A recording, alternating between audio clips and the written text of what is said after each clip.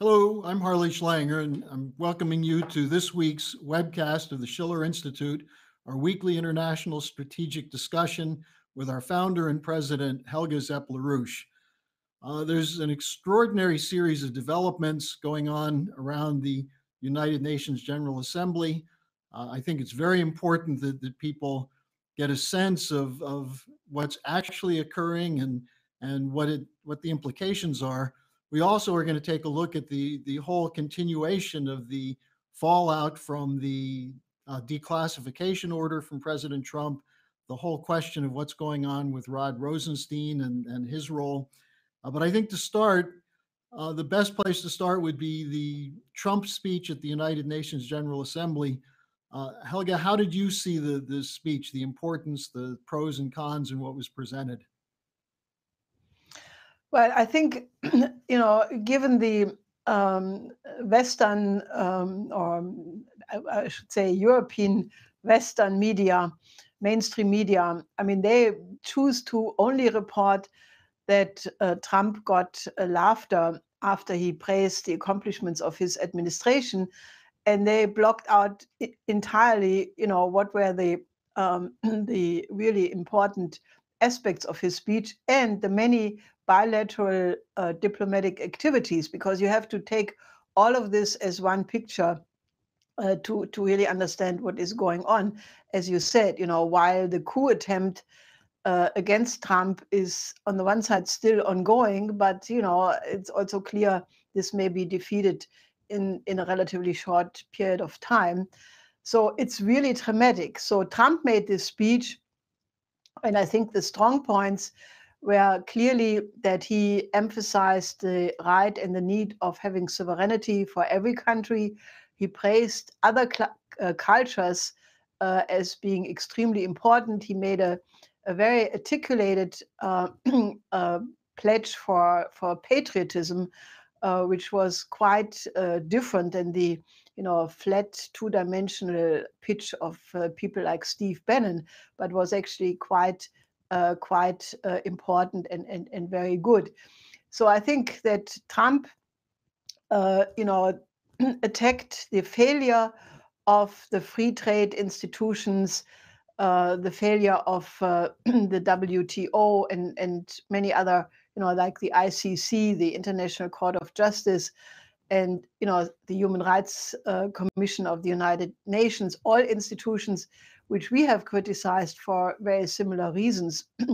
So I think the speech overall was very important. Now, there were some problematic points in it, which I will go into in a second, but I think one has to first look at the total spectrum of diplomatic activities, what Trump conducted on the sidelines. I mean, first of all, he met with President Moon from South Korea.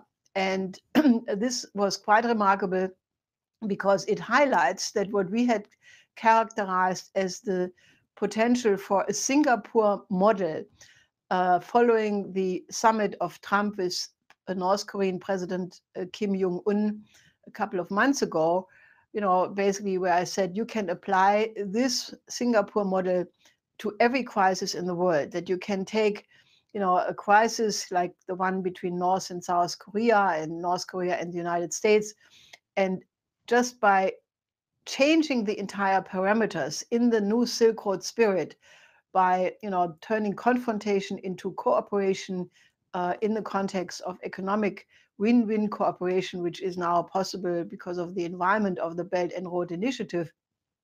This can be applied for every country. And contrary to all the press reports, this is working.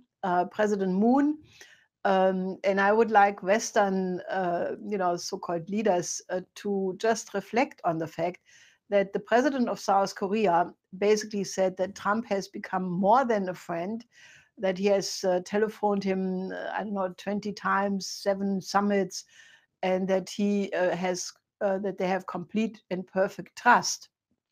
I think Lavrov also commented on the success of Trump with the North Korea developments, pledging that Russia, on its part, would do everything possible for the economic development of North Korea, including the development of infrastructure. So also it is mooted that Trump will meet with Kim Jong-un fairly soon. And this is all on a very good track. So I think this is a big success story of the Trump administration, which is completely blocked out by the mainstream media. Then he had also a sideline summit with Prime Minister Abe of Japan.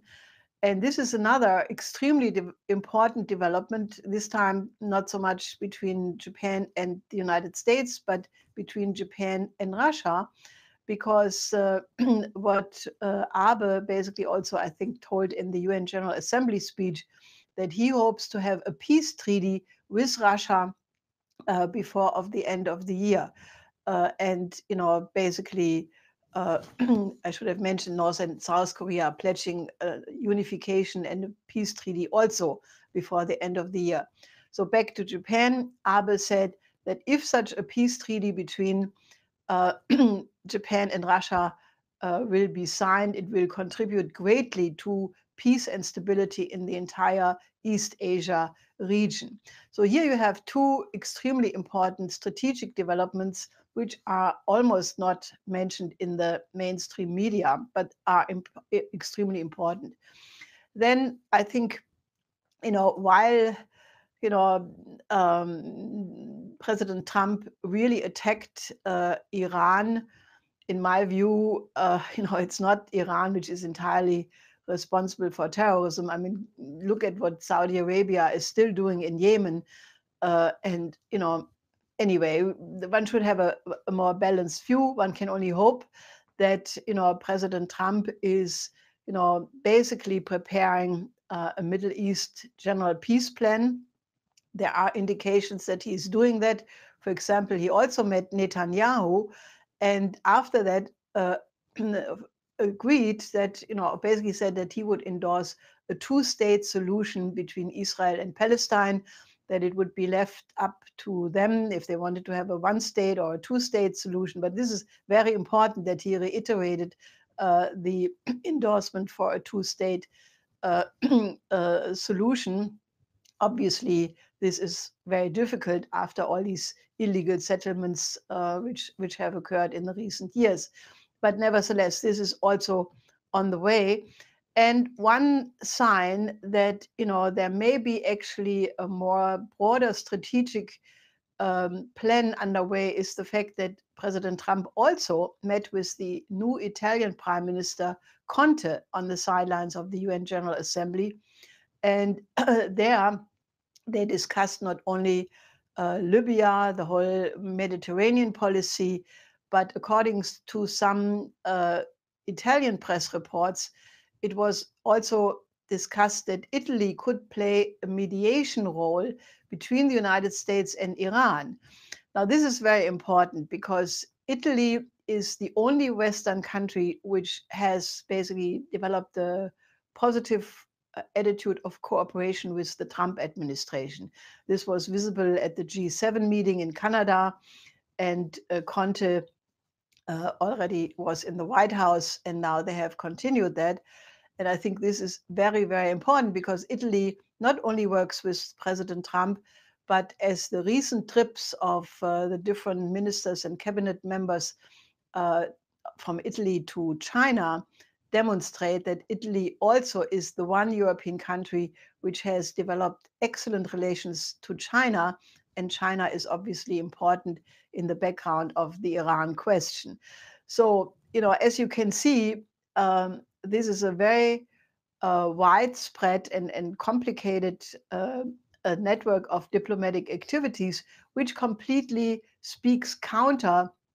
It's actually skillful, and it speaks counter to the way at least the European media and naturally the mainstream media in the United States are characterizing Trump, and the evil accusations of the coup plotters, that he would be misfit and not capable of handling things. What he is portraying in the context of the UN General Assembly is quite the opposite. It shows a very far-sighted diplomatic effort involving many parts of the world and many crisis spots. So I think this is all very interesting, and we should look at these things in a differentiated view and not, black and white, like, either you are for Trump or against Trump. But as we have said many times, the relationship between the United States, Russia, and China are really the essence of the ability to maintain peace. And therefore, everything which has to do with that is of the utmost importance. Now, Helga, on that, I think one of the other things, his discussion of sovereignty and not forcing our so-called values on other countries was welcomed by some of the people from, Lavrov, the Chinese commented on it, but there was also a series of back and forth between Trump and Chinese officials, the Chinese media. I'd like to hear your comments on that. Well, Wang Yi, the Chinese foreign minister, met with American and Chinese businessmen just in the context of this UN General Assembly. And he reiterated the absolute necessity to go back to a positive US-China relation. So from the Chinese side, they keep, from the official government level, they keep emphasizing the need to have a positive relationship.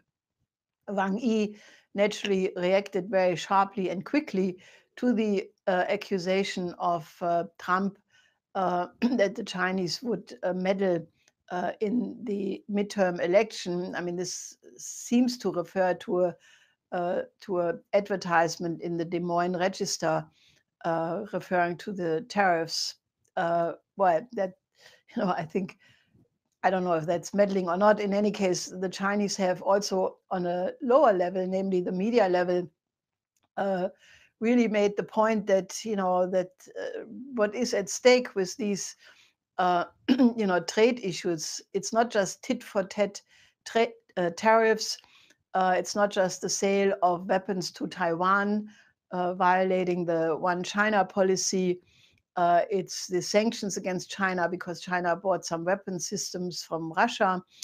But one, I think, insightful article in the Global Times says basically the danger in all of this is that it moves beyond trade and it's a drain on mutual trust. And I think really what's at stake.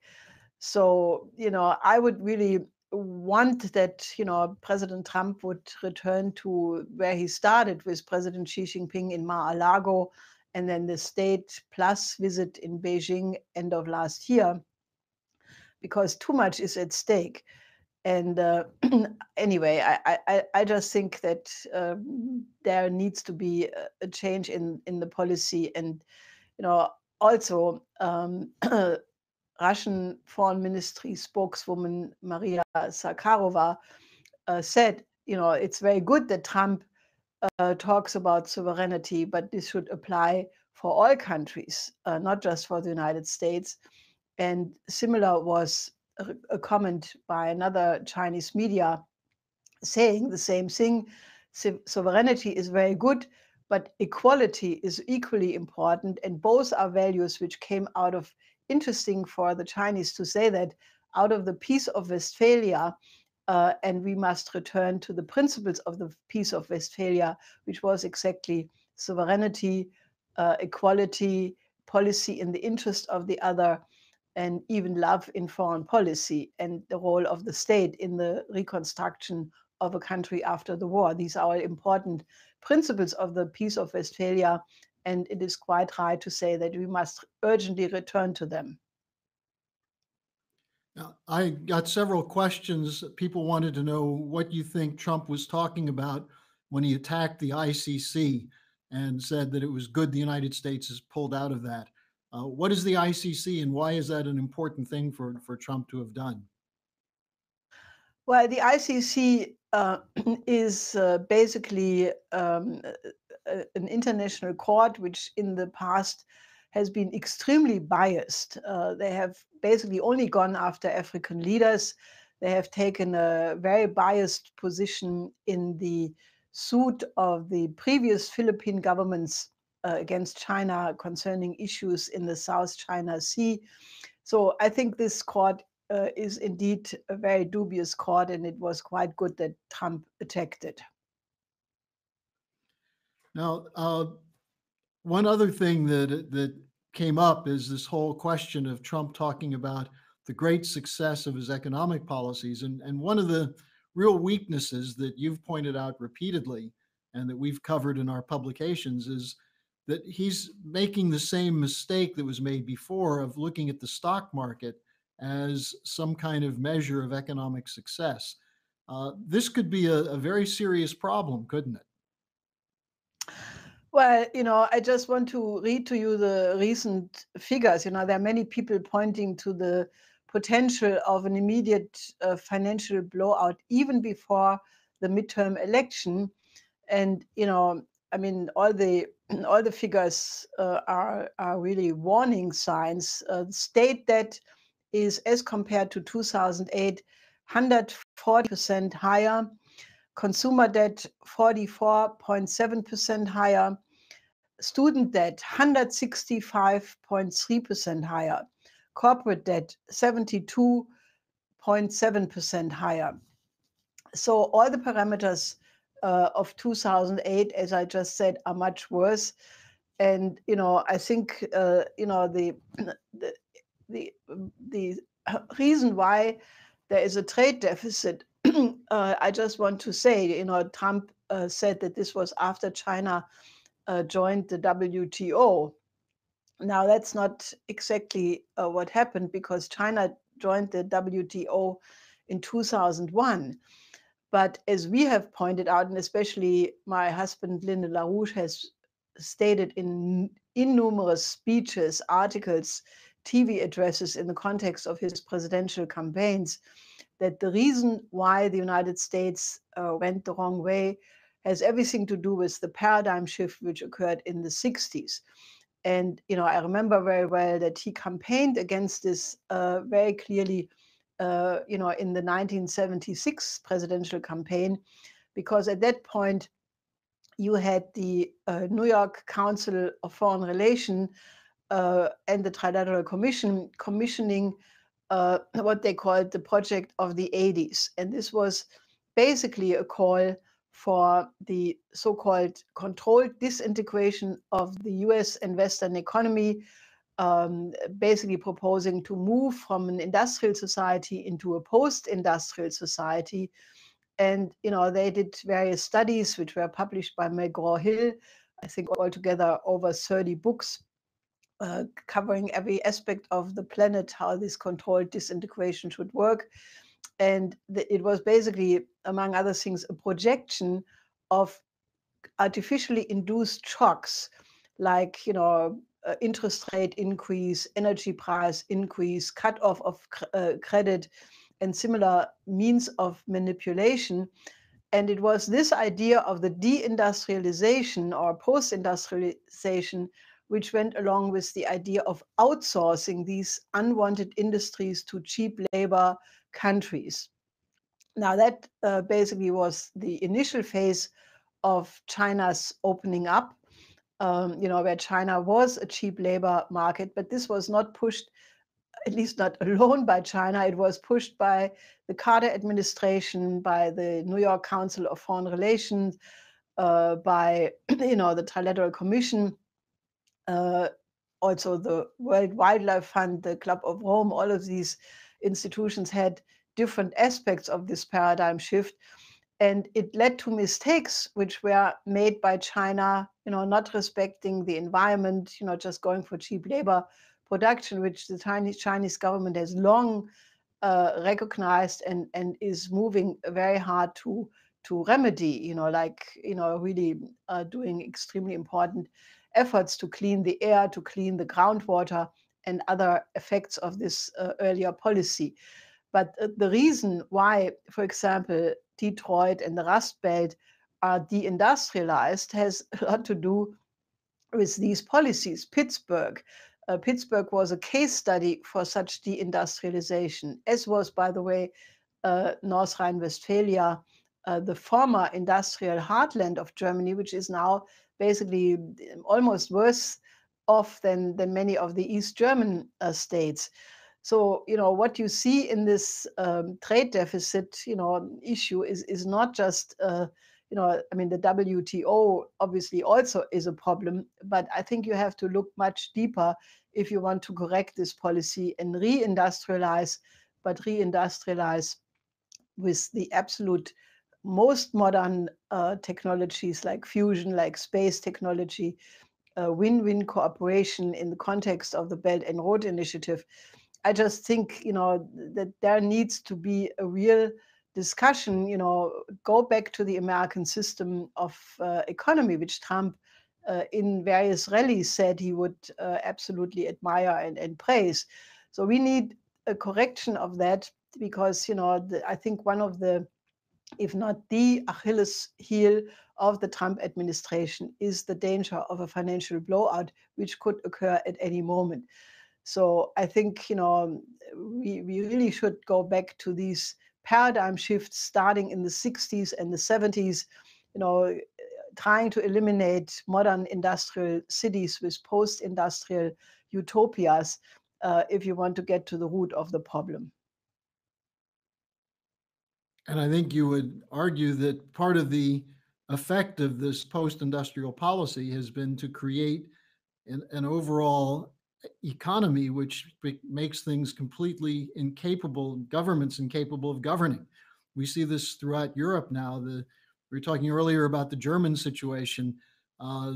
It's probably just a matter of time before something breaks up the EU, before the Merkel government collapses. And where do things stand right now in Europe, Helga? Oh, well, I think the German situation is quite terrible, because what has been played out, with the around the case of Maaßen, basically the equivalent of the FBI head in Germany, who made some really incompetent remarks concerning a video being a fake video covering the right-wing demonstrations following this murder in Chemnitz. This led to a deal between the SPD and the CDU and CSU to kick this guy upstairs and pay him 3,000 euros more per month, which naturally upset a lot of people. So then Nahles, the head of the SPD, wrote back and basically said, no, we have to renegotiate it. Anyway, I don't want to go through the details because for an international audience, this is probably confusing. But what it showed very clearly to the German population is that these government representatives do not care about the future of Germany. They don't care about the common good. They only care about their own posts, their own power positions. And naturally, the CDU and CSU and SPD are falling in the polls like a rock. Now, the danger of all of this is that the right-wing AfD, so-called Alternative for Germany, which is no alternative at all because they have absolutely no solutions, they are now in the polls already the second most numerous party, which is really a big problem and reminds you of the 30s. Even so, one cannot totally equate this, but in that party, you have some really hardcore, evil people. So this leaves a situation where, basically everybody speculates, when will Merkel be out? Today, the big tabloid Bild Zeitung has a big banner headline saying, who will write the letter to her, referring to the fact that she brought about the fall of Helmut Kohl, many years ago, which was a quite illoyal behavior. So basically, the Bild Zeitung calls for a rebellion against her, and she would just lost the vote for her faction leader. And naturally, the CSU, which has an election coming up on the 14th of October, is also dropping in the polls like a stone. So this does not look good because if you had new elections in Germany, if there is not a complete change in the policy, it could not lead to any better result other than the AfD rising more. Then also the EU is, many people say it's just one more shot and it may fall apart. There are now several large EU member states who do not respect the budget discipline anymore from the EU Commission. Italy, naturally, Spain, also France. And the whole thing is really in disarray. And the only countries who have some positive orientation is Italy, because of its relationship to China and also to Trump, and Austria, where the Chancellor Kurz is organizing a major European African forum before the end of the year. So, you have a complete disunified European Union, but you have some promising, anomalies, but, the large picture definitely does not take place in Europe right now, except what I said for Italy and Austria. Well, to come back to the United States, one of the things that you've mentioned is that the effect of the press not covering what Trump is actually saying and doing is directly related to the whole Russiagate and the fact that there's been a complete change in the last months of the coverage, I think largely due to what we've done in terms of showing the importance of the British role, using Christopher Steele, using these various sting operations with Mifsud and Stefan Halper, the whole Alexander Downer case. And now we see in the firing line the Deputy Attorney General Rosenstein. This is crucial because if Trump will follow through, as he said he would, with the declassification, this can put into the public discussion the fact that the whole Russiagate from the beginning was designed to stop Trump from moving the United States into the new paradigm. So if you can, just summarize where things stand now around the Rosenstein case, the whole fight to blow apart this fraudulent narrative of Russiagate. Well, today, Trump and Rosenstein are supposed to meet. We have to see what comes out of that. But, the background of this is obviously that there are now increasing signs that in March 2017, there was this meeting where Rosenstein participated in with high-level Department of Justice officials and, also FBI. And there was a discussion about using the 25th Amendment to get Trump out of the White House, and in order to develop proof for that, to have a wiretapping on him. Now that was leaked by the New York Times a week ago or so, and basically Rosenstein immediately denied that he would have that would have happened. But the point is, if he did participate in such a highly treasonous meeting and did not blow the whistle right away, which he obviously didn't, but instead he appointed Robert Mueller as a special investigator for the unprecedented investigation against an American president, based on a complete web of false dossiers and orchestration and so forth. I mean, Rosenstein obviously felt after the leak of the New York Times that he could not testify in the Congress, so he basically offered his resignation. So we have to see. I think that the demand made by lawyer, the state lawyer Alan Dershowitz, that the only way how you can solve this is everything concerning this meeting in March 2017 has to be immediately made public. People have to be asked under oath, what happened, and basically, everything concerning the role of the British must be published also. And there are now more and more people who are aware that this is a coup. For example, Lindsey Graham said this is a bureaucratic coup in action. Pat Buchanan said, that then Rosenstein went to the White House in the meantime and said that the declassification should be delayed because the British and the Australian government objected. Basically, other people said that they said the whole Five Eye relationship will be blown, the British-American special relationship will be blown. Well, if that would happen, it would be a good thing and not a bad thing. So, this should all be declassified immediately because, as Pat Buchanan correctly said, the integrity of the American Republic is more important than an embarrassment by the British. So I think this is really a countdown, and I think President Trump insisted, that Horowitz, the Inspector General of the Department of Justice, who is now in charge of reviewing all of this because of the British and the Australian complaint, Trump encouraged him to follow with the absolute speed. That speed was of the essence in this, and that is absolutely true.